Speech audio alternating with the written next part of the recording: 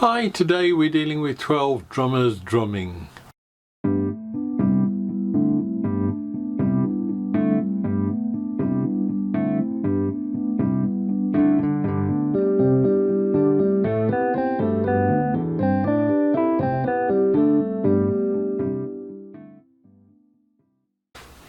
Now, 12 drummers drumming was fairly straightforward and easy if you were going down a logical route, and it would be to make some sort of percussion instrument. But as with lots of the other builds, there wasn't any connection with that particularly, and I happen to know from trying that if it ever came to being a drummer, I would be the world's worst, because I've got a complete lack of coordination with being able to keep different parts of the body going at different tempos. It's just something that I just never got. So that didn't get me anywhere. So then I thought, well, 12 drummers. Started to think of who my favourite 12 drummers were, if you like. And after a lot of thinking and crossing names off and adding names on, I got to 12. There was Nick Mason, Pink Floyd, Charlie Watts, The Stones, Keith Moon, perhaps the number one or the greatest in my mind of drummers, Stuart Copeland, Police, Jason Bonham, Led Zeppelin, Ringo, who pretty good drummer all the same, can't sing but he's a good drummer, Mitch Mitchell with Jimi Hendrix, Phil Collins, Mick Fleetwood, Phil Taylor with Motorhead, Bobby Drake, who was with another of my favourite sort of bands, the Hold Steady. Gave me 12 names, but it didn't get me anywhere. And then I realised that it'd take me a long way to where I need to be. I've had 30-40 years of being in the car for anything from 1 to 4 hours a day.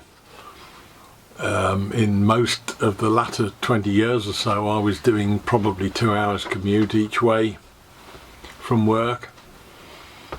And the one thing that was a constant throughout all of that was music. And it's developed even from the early days with the Austin 7, which had a little Philips cassette recorder in the front and a damn great speaker on the back seat, up to today's Skoda that's got, I don't know, 40 or 60, I can't remember which, gigabyte hard drive in it, which has got a load of music on it. And it's been with me all the while. And whilst I've got the radio out here in the shed, the one thing I haven't got is the music that I'm been brought up with and story of my life sort of thing. Now, I've tried putting a CD player out in here, and the dust and filth is just not really any good. It's not conducive to a machine like that running. And again, storing loads of different CDs and having to mess around with them as well wasn't going to work. The one thing I've never done is to get the internet out into the shed. The router in the living room won't reach the shed. Indeed, it won't even reach the back of the house upstairs. So I determined to try and solve that problem and see if it gets me anywhere with being able to have music as and when I want and get what I want rather than what the radio tells me that I want nowadays, which is increasingly sort of diverging from where the things I want to listen to. So let's have a look and see how we've solved that problem. What we have here now is a broadband power line adapter.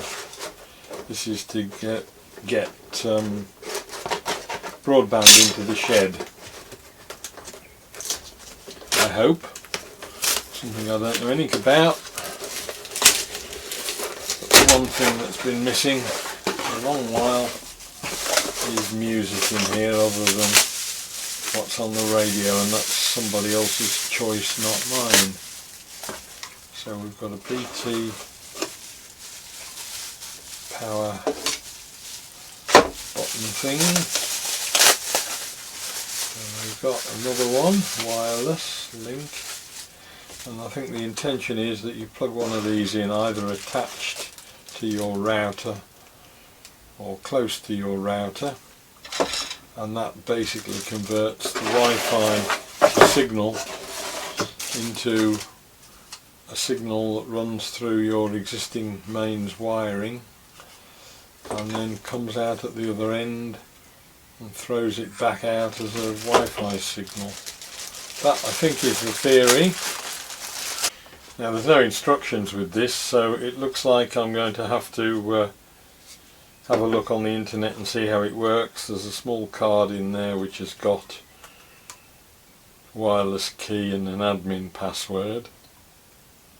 So I'm assuming that this is the part that will go in the shed and that will provide the output, which is why you'll need a separate wireless key to tap into it.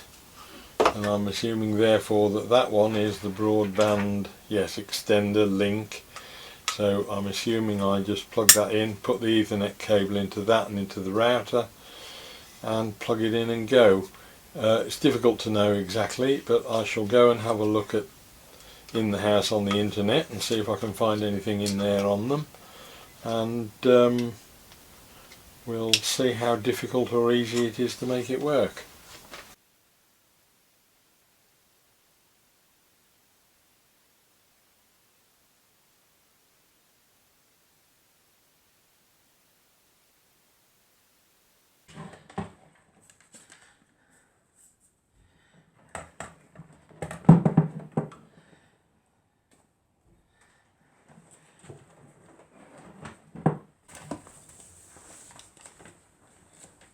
What's that? You looked up how to do it, have you? No? Oh, I thought you got something. Oh no, it's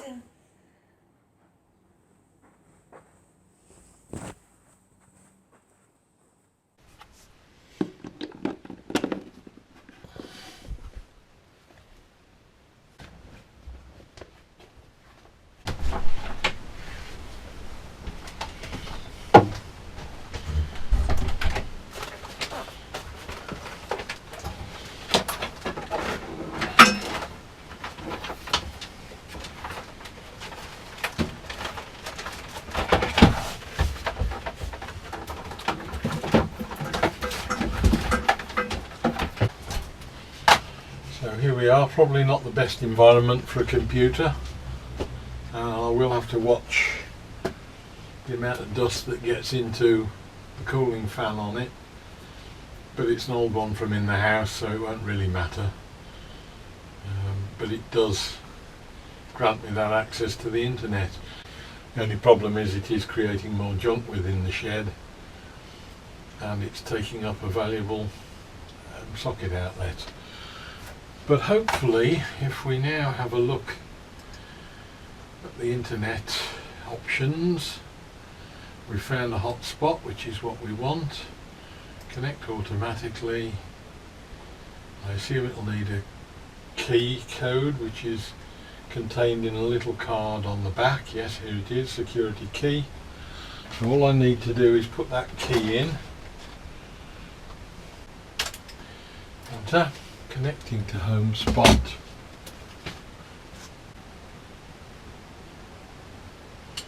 Here we have it. Bit of quality entertainment.